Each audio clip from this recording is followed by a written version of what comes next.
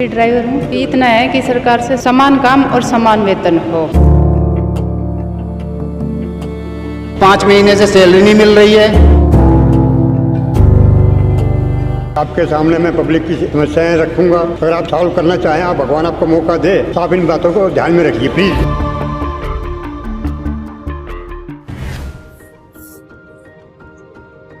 भैया मेरी माँ से मिलो।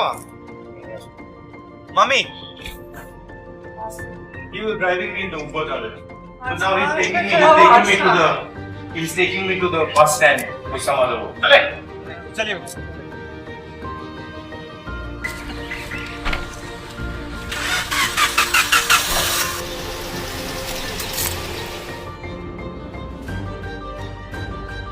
नमस्कार, कैसे हैं आप लोग?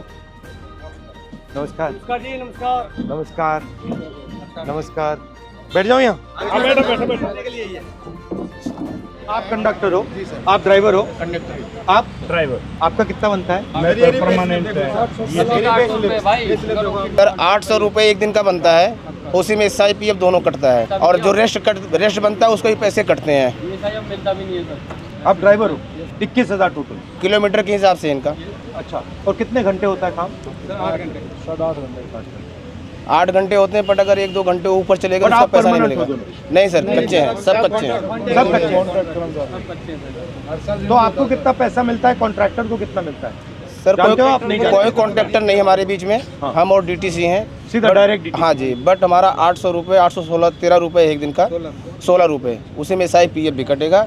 प्लस महीने में हमारा कोई रेस्ट नहीं होता, ना होली ना दिवाली, कोई दिन नहीं होता? कोई दिन नहीं। संडे सैटरडे कुछ नहीं। उसका पैसा कटेगा जिस दिन हम छुट्टी करेंगे। जितनी छुट्टी करेंगे उतना पैसा कट जाएगा।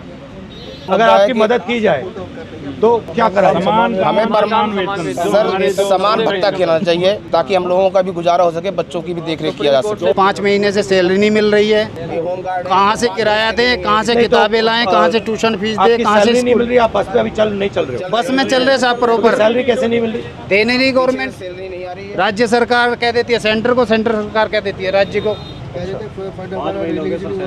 फंड रिलीज नहीं हुआ, ये नहीं हुआ, वो नहीं हुआ, और आगे से 2 महीने का और कह दिया 2 महीने तक और नहीं मिले। जहाँ हाथ पैर मारने मार लो, जिस नेता के पास जाना चले जाओ, जो करना कर लो।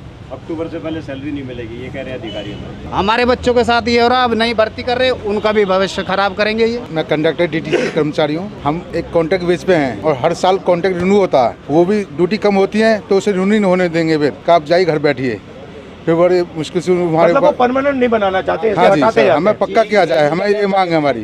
या नहीं तो समान वेतन समान काम होना चाहिए हमारा। हम आपसे मांग यही कर रहे हैं बस सरकार से। जब तक शीला दीक्षित हमारी बहन जी थी, जब तक उन्होंने पक्का किया, उनके बाद हमारे कोई अभी तक सुनवाई नहीं, उन्होंने पक्का किया। लेकिन हमारा सवाल ये है सर कि नागरिकता हमारी पक्की तो नौकरी कच्ची क्यों? क्योंकि आज निजीकरण हो रहा है, सबसे ज्यादा निजीकरण कर रहे हैं लोग, और इस निजीकरण से हमारे बच्चों का क्या भविष्य रहेगा?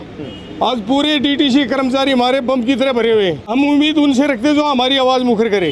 सर पिछले 6 महीने से सैलरी नहीं है, और उस सैलरी का नतीजा ये है कि हमारे 24 जवान जो होम गार्ड के हैं वो कोई हार्ट अटैक से, कोई डिप्रेशन से वो दुनिया छोड़ चुके हैं। और हमारी समस्या ये है सर कि हमें हर 6 महीने के लिए हमारे को एक्सटेंड किया जाता है। ऑलरेडी हम ट्रेंड हैं, ट्रेनिंग के बावजूद हम भर्ती हुए थे होमगार्ड के अंदर, और उसके बावजूद अभी 10,285 आदमियों की भर्ती निकाली है, और हमें जनवरी तक का टाइम दिया गया कि अब इस उम्र में, जिसमें हमारी एज सबकी 50+ हो चुकी है, अब इस एज में हमें कोई ना तो सिक्योरिटी में नौकरी देगा, ना ही कोई और नौकरी हमें मिल पाएगी। मैं भी ड्राइवर हूँ। बस इतना है कि सरकार से समान काम और समान वेतन हो। मैंने बताओ, इनकी उम्र इतनी ज़्यादा हो गई, अब ये क्या करेंगे? दूसरी नौकरी देखने के लायक भी नहीं छोड़ा इनको। बस यही है कि समान काम और समान वेतन हो। ये प्राइवेटाइजेशन जो हो रहा है, इसका फायदा किसको मिल रहा है? इसका फायदा उद्योगपतियों को मिल रहा है, टॉप वालों को, उद्योगपतियों को मिल रहा है। आप एक्सपीरियंस हैं, कब से चला रहे हैं आप? मैं जब चला नहीं रहा, मैं अच्छा, मैं अंदर हूँ वर्कशॉप के अंदर, और मैं वर्कशॉप में। हाँ, जब से बहुत संभाला है, गाय और बिठड़े के समय से मैं कांग्रेस का हो रहा हूँ, और मुझे बहुत खुशी है मेरे लिए, मुझे आपसे मिलने का सौभाग्य मिला। और आपके सामने मैं पब्लिक की समस्याएं रखूंगा। अगर आप सॉल्व करना चाहें, आप भगवान आपको मौका दे, तो आप इन बातों को ध्यान में रखिए प्लीज। क्योंकि इसलिए आया हूँ यहाँ। ये आम आदमी है, ये आपकी ही जनता है, और आपसे प्यार करने वाले हैं कांग्रेस के नाम से। बताइए। ठीक है सर।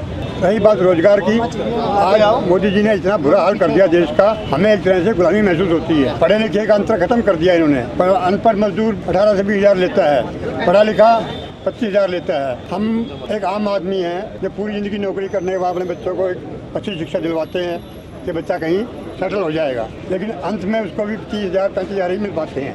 ये हमारे आम लोगों की समस्याएं हैं सर।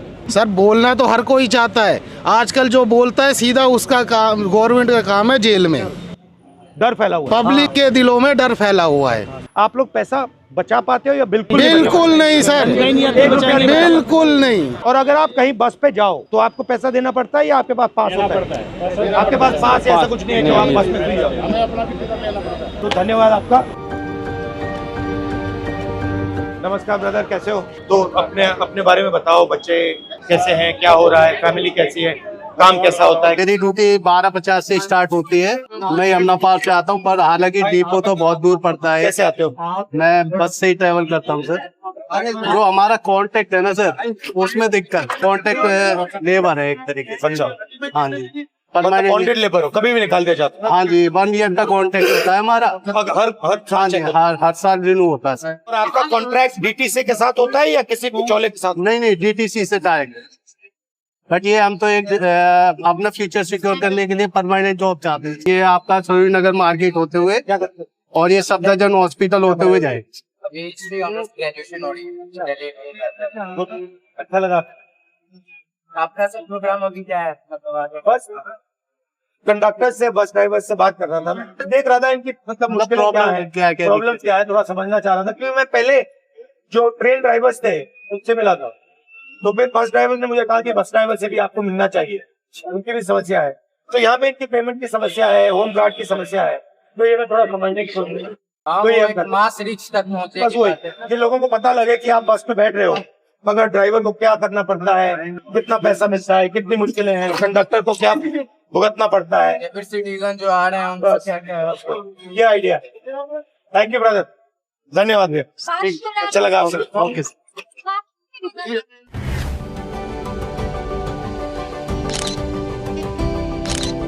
Thank you.